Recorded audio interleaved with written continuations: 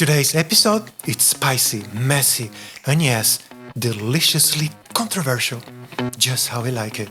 Trump? Yes, that Trump. He's back on his anti-trans soapbox. This time, throwing a tantrum over California letting a trans woman compete in women's sports.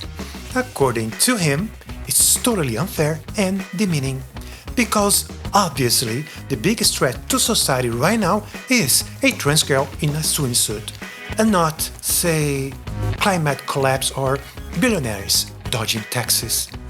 Stay tuned as we slice through the nonsense, debunk the fear-mongering, and serve some much-needed reality, extra salty.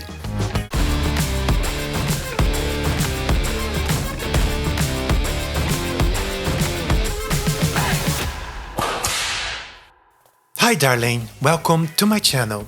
I am Paula de Monaco, and this is my fabulous little corner of the internet, here on YouTube. Today, we are diving into one of the spiciest topics that turns comment sections into war zones. Trans women in sports. And of course, it's trending again, thanks to the clowning chief, Donald Trump. He's throwing a full-blown tantrum over a transgender high school athlete in California.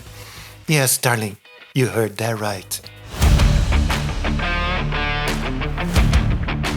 Meet AB Hernandez, a junior at Europa Valley High School. She's been making waves in the track and field scene, clinching titles in the long jump and triple jump at the CIF Southern Section Finals. But instead of celebrating young talent, Trump decided to go full drama queen on his social media platform, Truth Social.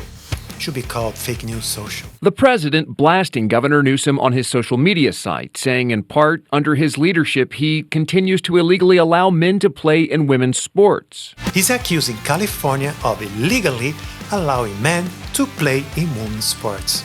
And because throwing a fit wasn't enough, he threatened to withhold federal funding from California unless they pay transgender athletes from competing in girls' sports. Large-scale federal funding will be held back, maybe permanently, if the executive order on this subject matter is not adhered to.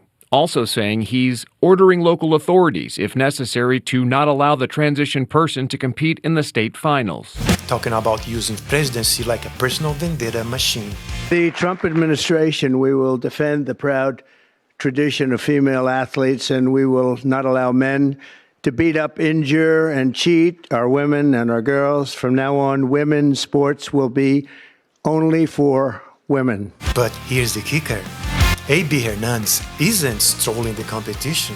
She won 2 events, but placed 7th in a high jump.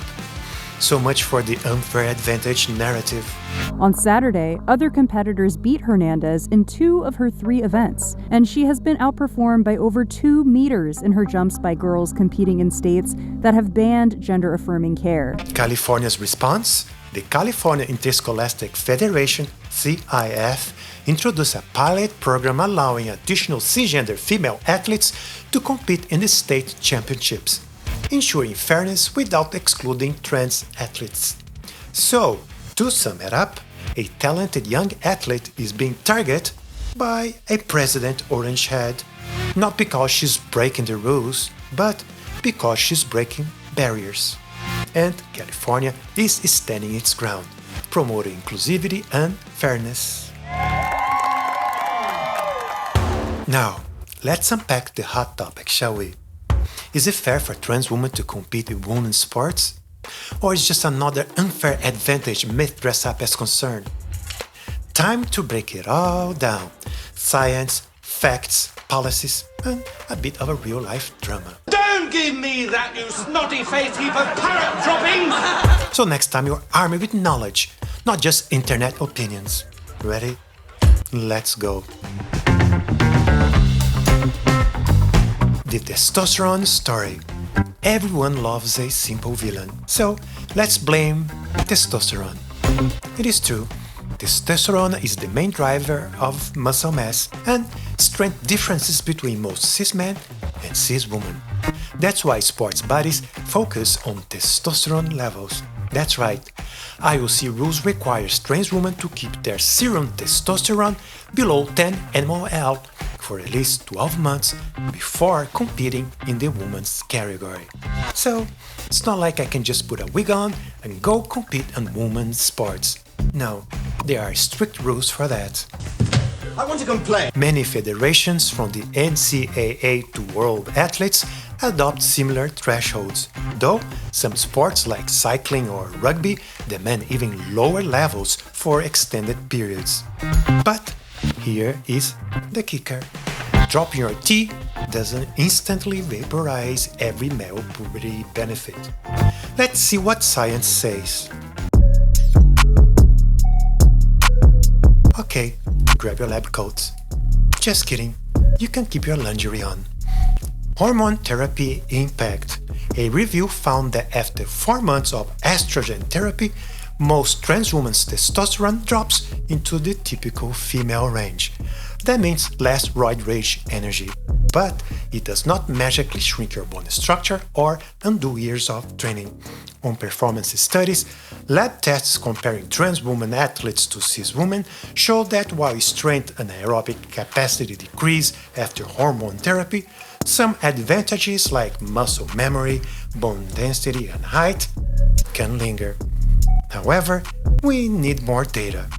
These studies often involve recreation athletes, not Olympians. So, when it comes to world-class competition, the science is still sketchy. In short, hormone therapy helps level the playing field, but it is not a perfect equalizer.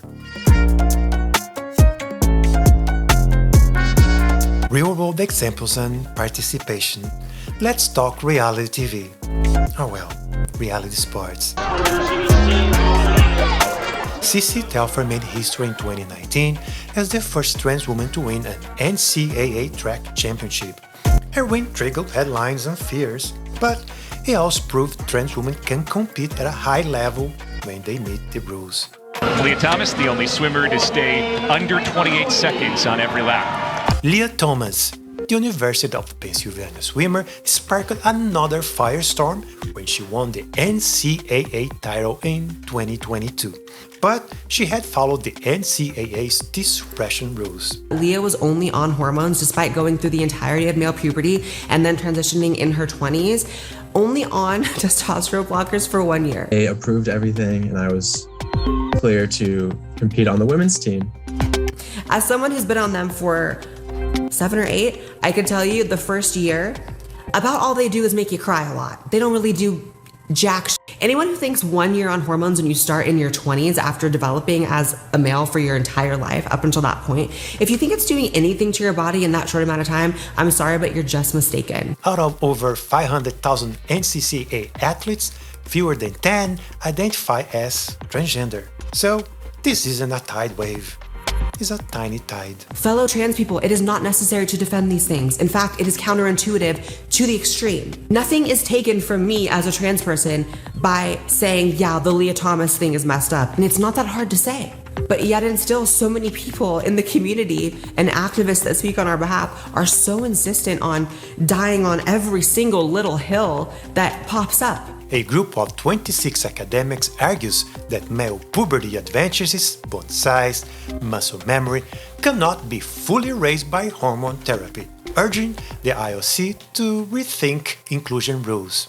Data on elite trans athletes over time is still scarce. We need long-term, sport-specific studies to really know what's fair. What exactly is the issue with being different? Because it seems to me that the whole argument is that trans people, trans women don't want to accept they are different from women. And what I've never been able to get a straight answer from these people about is, why is being different than women bad? Like, why is that inherently a negative thing? Why am I supposed to feel less of myself because I am different than biological women?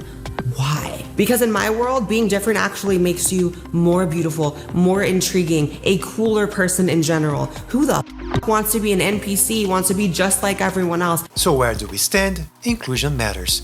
Trans women deserve the right to compete as their true selves, with all the mental health and social benefits sports bring. However, fairness matters too. Cis women deserve a level playing field, free from undue advantage.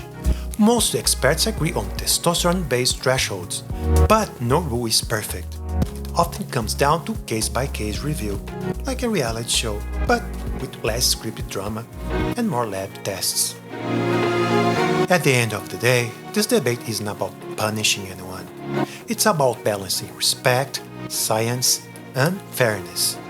We're all humans chasing glory, personal growth, and killer PR times. So, what do you think? Should sports be open to any athlete who follows hormone rules? Or is a stricter sex-based category the only way to keep things fair?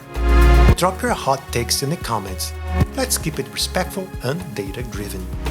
If you enjoyed this deep dive, smash the like button, subscribe for more, and share to spread the facts. Until next time, stay curious, stay kind, stay fabulous. Bye, honey.